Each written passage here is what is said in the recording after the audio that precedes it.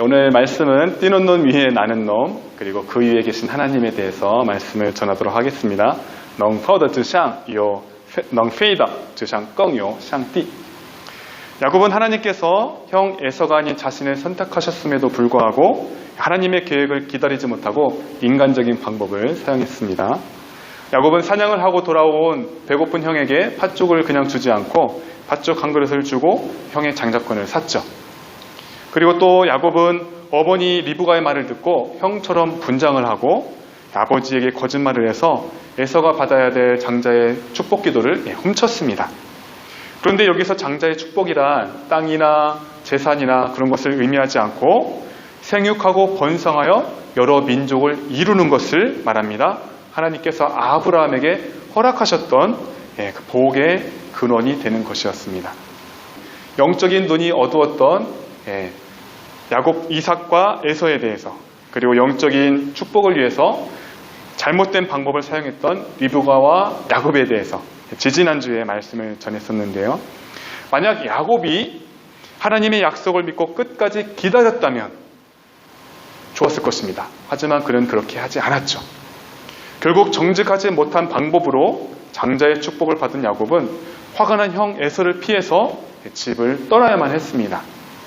지난주에 설교했었는데 야곱은 외삼촌이 있는 밧단 아람으로 가는 길에 광야에서 홀로 이제 잠을 자게 되었습니다. 야곱은 꿈속에서 하나님을 만났고요. 또 하나님으로부터 약속의 말씀을 들었습니다. 그 약속은 바로 하나님이 언제나 야곱과 함께 하시며 야곱을 지켜주시며 야곱을 다시 고향으로 돌아오게 해주시겠다라는 것이었습니다. 이제 야곱은 할아버지 아브라함의 하나님, 그리고 아버지 이삭의 하나님 뿐만 아니라 그리고 야곱 자신의 하나님이 되는 그런 순간이었습니다. 낮에는 덥고 밤에는 추운 또 맹수들이 많은 광야에서 홀로 두려움과 외로움에 빠졌던 이 야곱은 하나님을 만난 후에 새롭게 변화되었습니다. 야곱은 더 이상 두려워하거나 또 외로워하거나 무서워하지 않았을 것입니다. 하나님께서 야곱을 지켜주셨기 때문에 야곱은 외삼촌이 있는 밧단 아람까지 무사히 도착할 수 있었습니다. 야곱이 들에 있는 우물가에 도착해서 양떼에게 물을 먹이려고 기다리는 목자들을 만났고 그들에게 라반을 아느냐고 물었습니다. 그들이 야곱에게 라반을 잘 알고 있습니다. 그리고 라반이 잘 지내고 있습니다. 그렇게 대답할 때 때마침 라반의 둘째 딸 라헬이 아버지의 양떼를 몰고 우물가로 오는 것이었습니다. 아브라함의 종 엘리에셀이 이삭의 아내를 찾으러 갔을 때에도 우물가에서 만났었죠. 우물가에 물을 기르러 온 리브가를 만났고 또 예수님도 사마리아 여인을 우물가에서 만나는 등 생명의 근원인 우물가에서 중요한 만남이 자주 일어나곤 했습니다. 그런데 장소는 우물가로 같지만 리브가와 라헬에게 있어서 다른 점이 있습니다. 그것은 뭐냐면 리브가는 엘리에셀에 마실 물을 주고 또 낙타들에게도 물을 길어서 충분히 마시게 해주었습니다. 그런데 라헬은 야곱으로부터 도움을 받아서 양떼에게 물을 마시도록 했습니다. 야곱은 라헬에게 자신이 라반의 조카요 그리고 리브가의 아들임을 알렸습니다. 라헬은 아버지에게 달려가서 야곱을 만난 소식을 알려주었죠. 라반은 라헬로부터 야곱에 대한 소식을 또 듣게 되었고 야곱에게 달려가서 그를 안아주고 그를 데리고 집으로 왔습니다. 야곱은 자기가 있었던 그 모든 일들을 라반에게 다 말해 주었을 것입니다. 어머니 리브가가 쌍둥이를 임신했을 때 뱃속에서부터 형과 싸웠던 이야기, 그리고 하나님께서 어머니에게 형이 동생을 섬길 것이다 라고 말씀하신 이야기, 또 태어날 때 형의 발 뒤꿈치를 잡고 태어난 이야기. 물론 여기까지는 야곱이 어머니로부터 들었던 이야기들일 것입니다. 그리고 자기가 팥죽 한 그릇에 형의 장자권을 산 이야기, 어머니의 도움을 받아서 아버지를 속이고 형이 받아야 될 축복 기도를 훔친 이야기, 또 화가 난 형을 피해서 집을 떠나 외삼촌의 집으로 와야만 했던 이야기, 그리고 집을 떠날 때 아버지로부터 축복 기도를 받고 또 결혼은 꼭 외삼촌의 딸 중 한 명과 결혼해야 된다. 또 당부를 받은 이야기. 또 오는 길에 꿈속에서 하나님을 만났던 이야기. 야곱은 밤을 새워가면서 라반의 가족에게 자신이 겪은 모든 일들을 이야기했을 것입니다. 예전에 아브라함은 엘리에스를 통해서 많은 금과 은과 선물을 주고 리브가를 이삭의 아내로 찾아오도록 했었는데요. 그런데 야곱은 신부를 데리러 오면서 거짓골로 왔습니다. 라반이 처음 그의 모습을 보고 실망을 했을 것입니다. 하지만 라반은 야곱의 이야기를 다 들은 이후에 너는 피와 살을 나눈 나의 친척이구나 이렇게 말을 했고요. 또 라반은 오래전에 갑자기 집을 떠났던 자기 여동생 리브가의 아들 조카 야곱이 온 것을 보고 만남으로 인해서 기뻐하고 맞았습니다. 야곱은 이제 외삼촌의 집에서 이제 살게 되었습니다. 야곱은 외삼촌의 집에서 놀고 먹을 수만 없죠. 그래서 외삼촌의 집에서 양치는 일을 아마 도왔을 것입니다. 라반은 야곱이 성실하게 열심히 일하는 모습을 지켜보았겠죠. 한 달쯤 지났을 때 라반이 먼저 야곱에게 품삯을 어떻게 하면 좋겠냐라고 물었습니다. 창세기 29장 15절 말씀. 开始 拉班对雅各说你虽是我的骨肉岂可白白的服侍我请告诉我你要什么为工价 시작. 라반이 야곱에게 이르되 내가 비록 내 생질이나 어찌 그저 내 일을 하겠느냐 내 품삯을 어떻게 할지 내게 말하라. 야곱은 라반에게 적당히 월급을 주세요 라고 말할 수도 있었지만 야곱에게 있어서 가장 중요한 일은 아버지의 당부대로 라반의 딸들 중 한 명과 결혼하는 것이었습니다. 라반에게는 두 딸이 있었는데요. 언니 레아보다 동생 라헬이 더 예쁘고 아름다웠습니다. 야곱은 외모가 예쁜 라헬을 더 사랑해 결혼하고 싶다고 그렇게 외삼촌에게 말했습니다. 그리고 그는 외삼촌에게 라헬과 결혼하게 해주면 그 조건으로 7년 동안 품삯을 받지 않고 열심히 일하겠다라고 이야기했습니다. 즉 남자는 보통 여자와 결혼을 할 때 결혼 지참금을 이제 신부 측에 주잖아요. 그런데 지금 야곱은 가지고 있는 돈이 하나도 없었기 때문에 일을 해주겠다고 한 것입니다. 다른 사람에게 주는 것보다 그래도 너에게 주는 것이 낫겠다라고 말하면서 허락해 주었죠. 야곱은 라헬을 위해서 7년 동안 라반을 섬겼는데 7년을 며칠처럼 그렇게 여겼습니다. 야곱은 라헬을 아내로 맞이할 것을 생각하면서 하루하루 그렇게 날짜를 세워가면서 열심히 일을 했을 것입니다. 야곱은 라반에게 기한이 다 됐습니다. 이제 나의 아내를 저에게 주세요. 결혼시켜 주세요. 그렇게 말을 했습니다. 라반은 사람들을 모아서 결혼잔치를 열어주었습니다. 야곱은 7년을 기다린 끝에 사랑하는 라헬과 결혼할 수 있으니까 아내를 맞이할 수 있으니까 기분이 굉장히 좋았을 것입니다.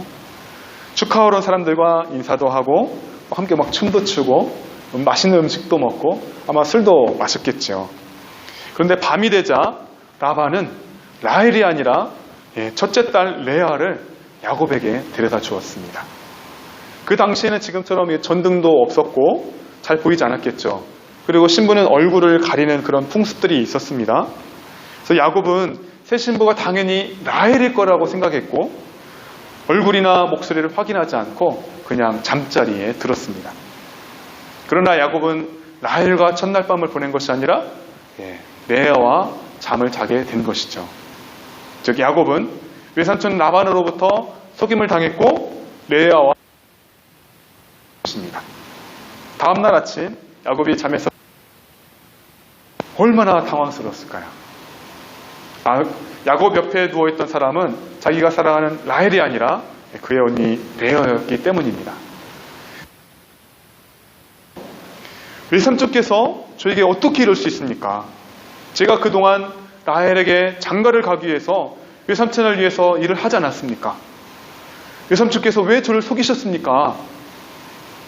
하지만 라반은 도리어 우리 지역에서는 언니보다 동생을 먼저 결혼시킬 수는 없다라고 말을 하는 것이었습니다.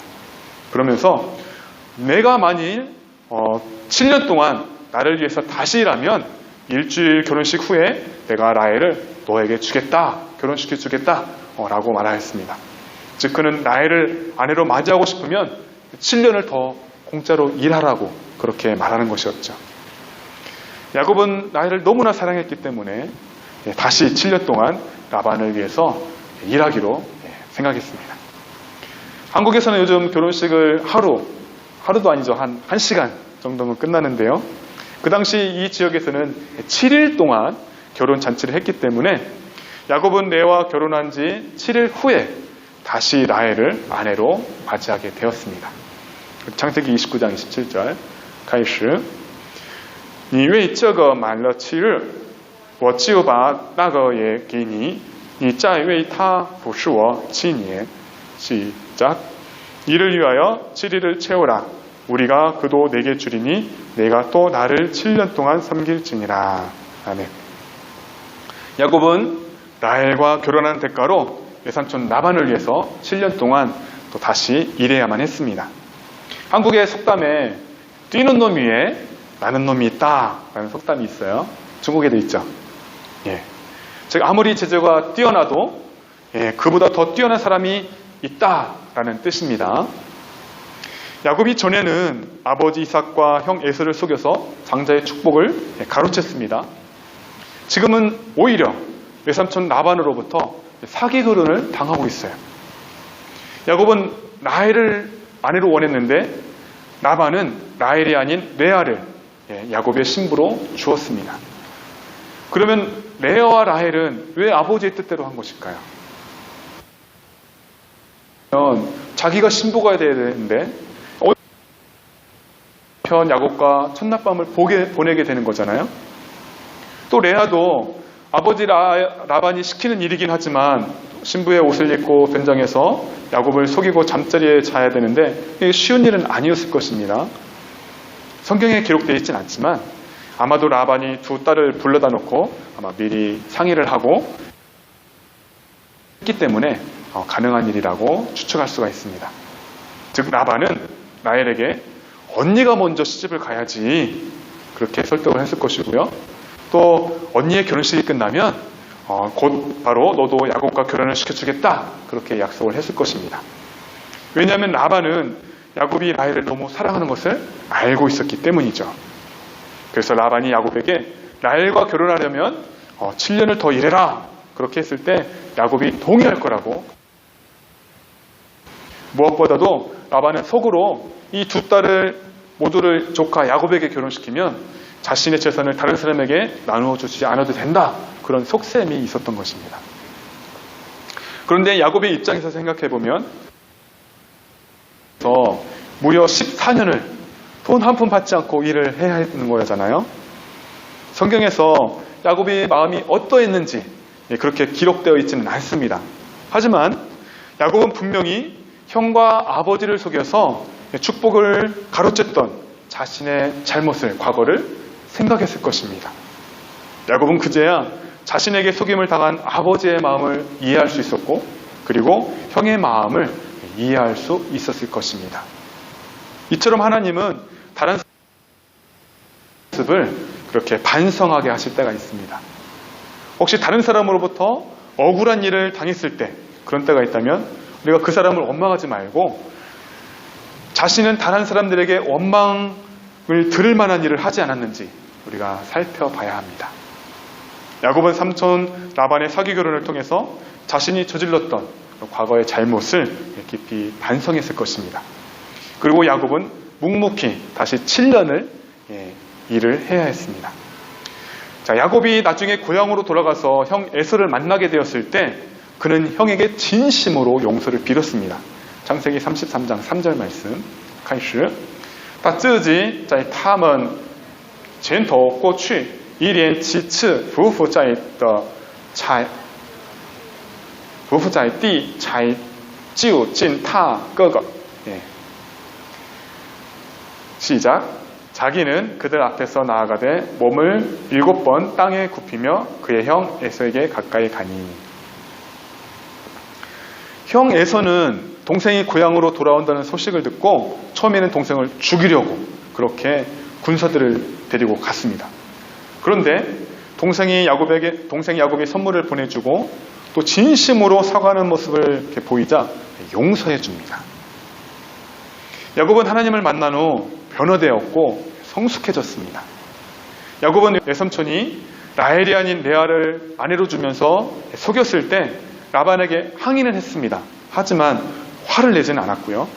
그리고 야곱은 사기 결혼은 무효입니다. 그렇게 말하면서 레아를 돌려보내지도 않았고, 그리고 자신의 옛 모습을 반성하면서 회개했을 것입니다. 그 후로도 야곱은 외삼촌 라반으로부터 계속해서 속임을 당하게 됩니다. 창세기 31장 41절 开始我这20年在你家里为你的2个女儿服侍你14年，为你的羊群服侍你6年，你又17改了我的工价。 시작. 내가 외삼촌의 집에 있는 이 20년 동안 외삼촌의 두 딸을 위하여 14년, 외삼촌의 양떼를 위하여 6년을 외삼촌에게 봉사하였거니와 외삼촌께서는 내 품삯을 10번이나 바꾸셨으며. 그럼에도 불구하고 야곱은 외삼촌을 원망하거나 또 속이거나 그렇게 하지 않고 하나님을 믿고 하나님의 때를 기다립니다. 이처럼 하나님을 만난 사람은 이 사람을 벗어버리고 새 사람이 되어야 합니다. 에베소서 4장 22절 24절 말씀 开始就要脱去你们从前行为上的旧人，这旧人是因私欲的迷惑渐渐变坏的，又要将你们的心智改换一新。 시작. 너희는 유혹의 욕심을 따라 썩어져가는 구습을 따르는 옛사람을 벗어버리고 오직 너희의 심령이 새롭게 되어 하나님을 따라 의와 진리의 거룩함으로 지으심을 받은 새 사람을 입으라. 아멘. 만약 어떤 사람이 하나님을 믿는다고 말하면서 옛날 모습 그대로 살아간다면 그 사람은 거듭난 사람인지 스스로 점검해 봐야 합니다. 물론 예수님을 믿어서 하나님의 자녀가 되었다고 해서 모든 사람이 한순간에 이렇게 확 변하는 것은 아닙니다. 그러나 우리는 예수님을 더 잘 알아가야 되고 또 더 잘 믿으며 온전한 그리스도인이 되어 가야 합니다. 우리는 성숙한 사람이 되어서 예수님을 닮아가도록 성장하는 그런 그리스도인이 되어야 하죠.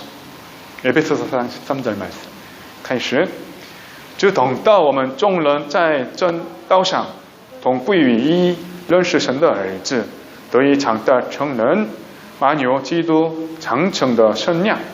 시작. 우리가 다 하나님의 아들을 믿는 것과 아는 일에 하나가 되어 온전한 사람을 이루어 그리스도의 장성한 분량이 충만한 데까지 이르리니. 아멘. 자, 어린아이가 태어나서 점점 자라서 어린아이가 되고 또 청소년이 되고 장년이 되는 것과 같습니다. 사도 바울이 고백했던 이 다음 말씀도 우리에게 매우 큰 도전을 줍니다.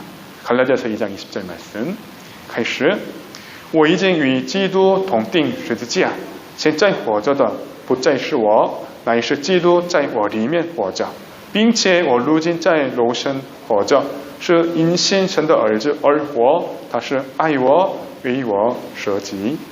시작. 내가 그리스도와 함께 십자가에 못 박혔나니 그런즉 이제는 내가 사는 것이 아니요 오직 내 안에 그리스도께서 사시는 것이라.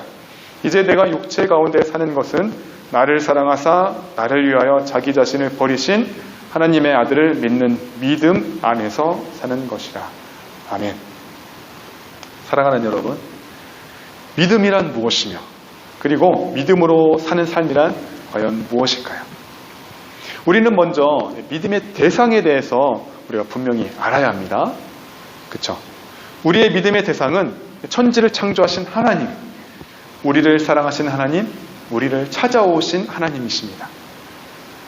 예수님은 인간의 모습으로 이 땅에 오셨고 또 죄인을 위해서 우리를 위해 대신 십자가에 못 박혀 죽으셨습니다. 그러나 예수님은 죽음으로 끝나지 않았고 3일 만에 부활하셨고 하나님이 계신 하늘로 승천하셨죠. 예수님이 승천하셔서 하나님 보좌 우편에서 우리를 위해서 지금 기도하고 계십니다. 또한 예수님은 승천하시면서 성령 하나님을 우리에게 보내주셨습니다. 지금은 성령님이 우리 각 사람 안에 계시기 때문에 또 우리를 위해서 기도하시고 우리를 돕고 계십니다. 저 여러분이 코로나19 가운데서도 매주 교회에 나와서 예배 드리는 것, 이 신앙생활 하는 것도 매우 정말 귀한 삶입니다. 그런데 진짜 믿음으로 사는 삶은 자신만을 위해서 사는 것이 아니라 또 가족만을 위해서 사는 삶이 아니라 비록 우리가 육체 가운데 살고는 있지만 믿음으로 사는 삶이란 먼저는 나를 사랑하사 나를 위하여 자기 자신을 버리신 그 예수님의 사랑을 깨닫고 그 믿음을 고백하는 것이고요. 그리고 예수님을 믿는다고 고백한다면 이제 우리가 예수님을 따라 사는 삶을 사는 것이죠. 그리고 예수님이 우리를 위해서 목숨을 내어 주신 것처럼 우리도 이웃을 사랑해야 합니다. 만약 우리가 믿음이 있다고 말은 하면서 예전처럼 욕심을 따라 살거나 또 다른 사람을 사랑하지 않는다라면 우리는 믿음의 삶을 진짜로 살아간다는 것이 아니라고 할 수 있습니다. 우리는 성령으로 우리의 마음을 새롭게 하여서 하나님을 따라 진리로 거룩해져야 합니다. 거짓을 버리고 또 우리가 참된 말을 해야 합니다. 화를 내지 말고 우리가 복수를 해서는 안 됩니다. 그리고 또 가난한 자를 우리가 도와줘야 되고 나쁜 말은 입 밖에도 내면 안 되죠. 우리는 서로 친절하게 대해야 되고 또 하나님께서 그리스도 안에서 우리를 용서하신 것 같이 우리도 서로 용서해야 합니다. 우리는 예수님의 그 의로운 옷으로 또 새로운 옷을 입은 사람으로서 하나님의 사랑을 전하는 그런 사람이 되어야 합니다. 예수님의 이름으로 여러분을 축복합니다. 우리의 성숙한 모습을 통해서 많은 사람들이 하나님을 믿게 되기를 예수님의 이름으로 축복합니다. 아멘. 기도하겠습니다. 고린도서 5장 17절에 말씀합니다. 그런즉 누구든지 그리스도 안에 있으면 새로운 피조물이라. 이전 것은 지나갔으니 보라 새 것이 되었다. 고린도후서 第5章第17节说：若有人在基督里，他就是新造的人，旧事已过，都变成新的了。 우리는 자랑할 것이 하나도 없는 죄인들이었습니다. 我们是毫无可夸耀的罪人。 하나님, 흠이 많고 부족한 우리를 하나님의 자녀 삼아주셔서 감사합니다. 神呐，感谢把缺点多非常不足的我们当做了上帝的子女。 우리의 구원은 은혜로 믿음으로 받은 것이며 하나님께서 우리에게 은혜를 주시고 우리에게 믿음을 주셔서 받은 것이며 우리에게는 그것이 난 것이 아니고 하나님께서 선물로 주신 것입니다. 我们得救是本乎恩，也因着信，这并不是出于自己，乃是神所赐的。 우리가 하나님의 자녀가 되었으니 하나님의 자녀답게 살아가기를 원합니다. 我们成了上帝的子女，希望我们像上帝的子女一样生活着。 아직은 연약하여 실수도 많이 하고 죄를 짓기도 하지만 虽然还很脆弱，经常犯错，也有犯罪。 우리로 하여금 하나님의 구원의 은혜를 생각하게 하시고 但是我们多思想神成就的恩典 우리로 하여금 날마다 성숙해져 가게 하여 주옵소서. 让我们天天成熟起来吧。 중요한 일이 있을 때마다 예수님이라면 어떻게 하셨을까 기도하게 하시고 每当有要请示让我们祈祷如果是耶稣的话会怎么做呢 우리가 하나님을 믿는 신앙인으로서 다른 사람들이 볼 때 부끄러운 삶을 살지 않게 하옵소서.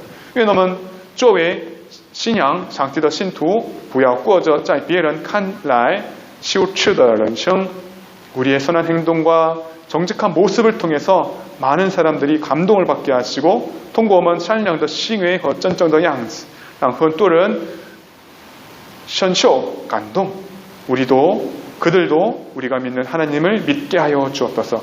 愿他们也相信我们所信的上帝吧。